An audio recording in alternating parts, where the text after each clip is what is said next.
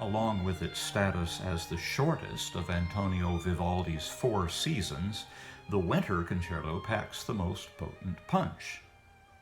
F minor is, after all, a very dark key, the key of Beethoven's Thunderstorm movement, and of the wintry final movement of Brahms's Third Symphony, and of Tchaikovsky's Fourth.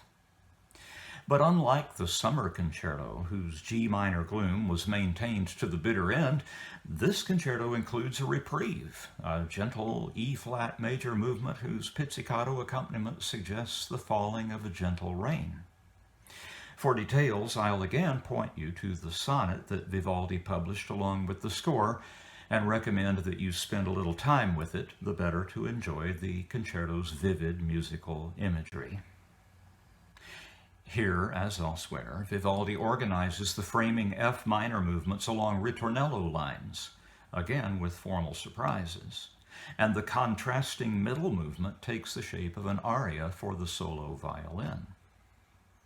In movement 1, the imagery is that of howling winds and driven snow, of running and stamping one's feet in hopes of generating a little body heat, of chattering teeth.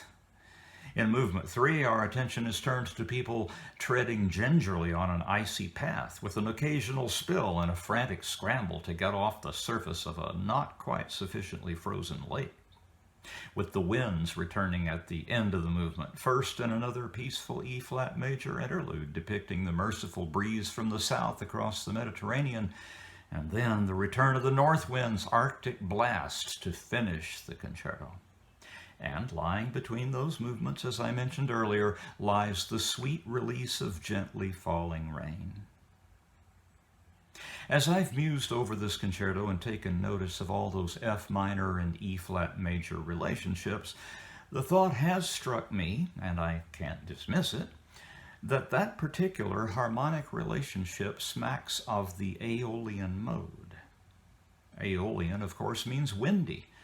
And even though it comes from Greek, not Italian, there's no way that a church musician living in the 18th century would have failed to notice those connotations.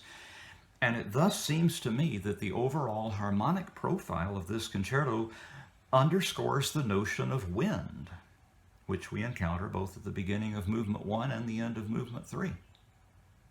Whether there's anything to this, I cannot say. I haven't seen it discussed elsewhere. So I'll leave it to you to make of it what you will. This recording is by the Budapest Strings, led by Bela Banfalvi.